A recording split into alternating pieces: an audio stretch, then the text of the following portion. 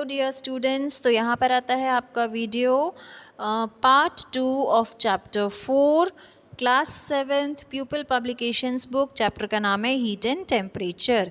इसके पहले वाले वीडियो में हमने देखा था हीट के बारे में, इंट्रोडक्शन देखा था हमने हीट का। हमने देखा था कि हीट को किस तरह से दूसरे फॉर्म्स में कन्वर्ट करके हम जो है उसका इस्तेमाल कर सकते हैं। ओके, हम यहाँ पर अब नेक्स्ट जो है देखने वाले हैं effects of heat. Okay, heat के क्या इफ़ेक्ट्स होते हैं। सो ऑब्जर्वेशन, वाटर बिकम्स हॉटर। जब पानी गर्म होता है, मतलब अगर हम वाटर में हीट प्रोवाइड करेंगे तो वो गर्म हो जाएगा। इससे क्या असर होगा पानी पर, मतलब इफ़ेक्ट, मतलब उसका असर क्या होगा। असर ये होगा कि उसका जो है पानी का टेम्परेचर बढ़ जाएगा। Okay, second, volume of water increases. अगर हम हीट प्रोवाइड करते हैं तो वॉल्यूम जो है वाटर का इंक्रीज़ होता है। ओके, इससे क्या होगा, वाटर का एक्सपेंशन, मतलब उसकी जो क्वांटिटी या आप बोल सकते हैं वो ज़्यादा स्पेस जो है वो फैल जाएगा, कवर अप करेगा। स्टीम इज़ गिवन आउट, भाप निकलती है पानी से। चेंज ऑफ स्टेट है ये, वाटर के तीन स्टेट होते हैं मैटर के ना, सॉलिड, लिक्विड एंड गैस। फिर vegetable is cooked, germs and bacterias are killed. जब हम वेजिटेबल में हीट प्रोवाइड करते हैं तो वो पक जाती हैं, उसमें जो भी जर्म्स होते हैं, जो भी बैक्टीरियाज होते हैं वो मर जाते हैं। और ये दोनों किस प्रकार के चेंजेस हैं, chemical and biological changes. Okay, चलिए यहाँ पर ये जो एक्स्ट्रा बिट दिया हुआ है हम ये पढ़ेंगे बेटा, ठीक है।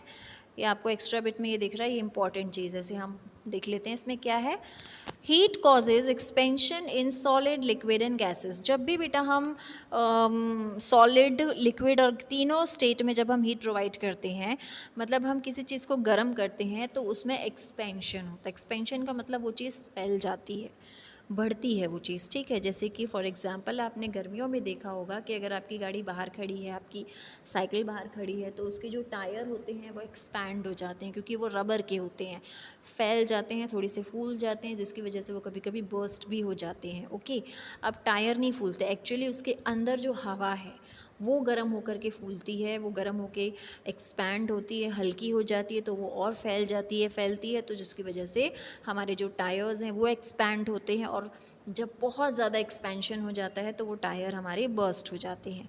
सेम चीज़ होती है सॉलिड में भी, लिक्विड में भी, गैसेस में भी। ओके, जिसमें सबसे ज़्यादा एक्सपेंशन हमें देखने को मिलता है गैसेस में। Why, because gases are very lighter, gases हल्की होती हैं, और सॉलिड बहुत स्ट्रॉन्ग होते हैं, टफ होते हैं, तो उसमें भी एक्सपेंशन होता है बट बहुत मिनिमम। ओके, तो ऐसे ही कुछ एक्सपेंशंस के बारे में हम यहाँ देखेंगे।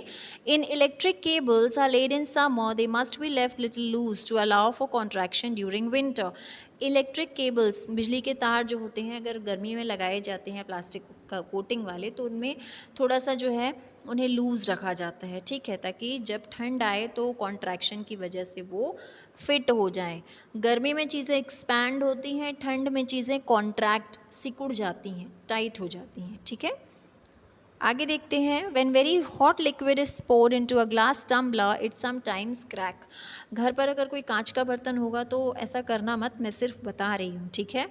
जब हम किसी कांच के बर्तन में, ग्लास टम्बलर में बहुत गर्म पानी डालते हैं तो उसमें क्रैक आ सकता है।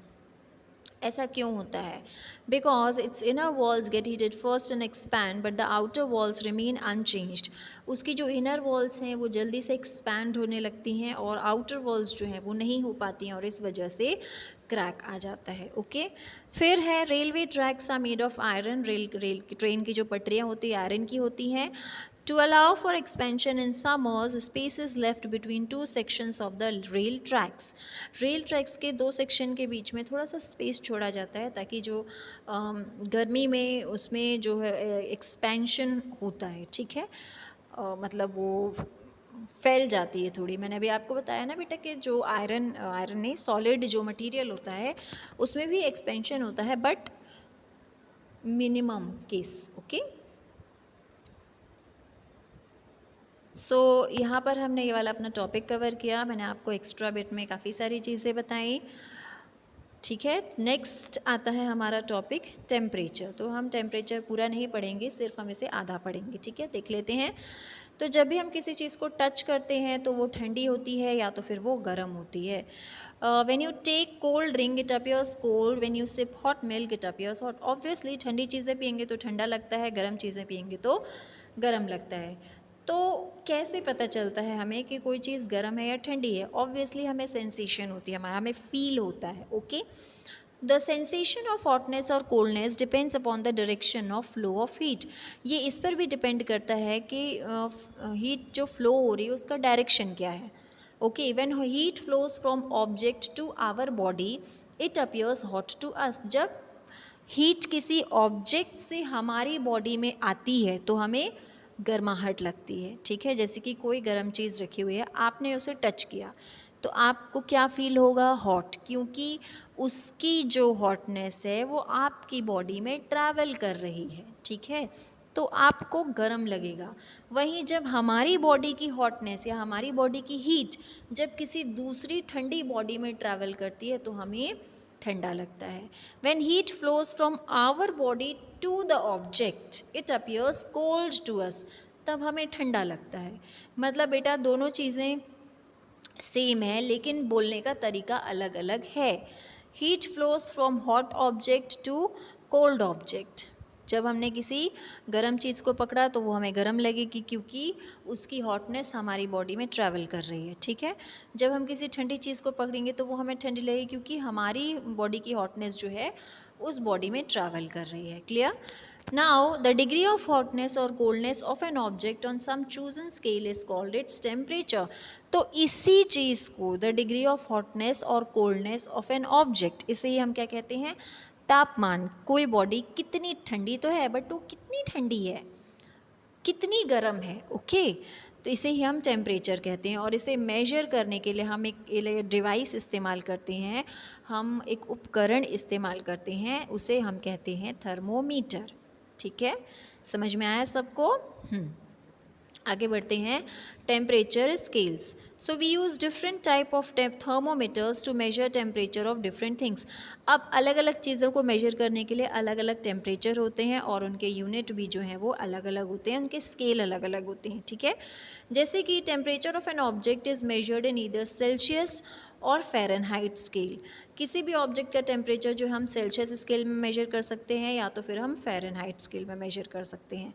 साइंटिफिक वर्क के लिए हम केल्विन टेम्परेचर स्केल वाले थर्मोमीटर इस्तेमाल करते हैं। ओके, तो यहाँ आपको मैंने 3 तरह के स्केल बताए, Celsius, Fahrenheit and kelvin.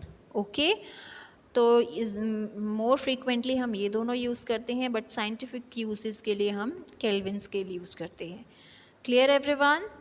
Okay, so here I am done with this video. अब हम पार्ट 3 इसके बाद जो है वीडियो आपको सेंड करेंगे, बनाएंगे, जिसमें हम स्केल्स के बारे में और अच्छे से जानेंगे। Okay students, thank you.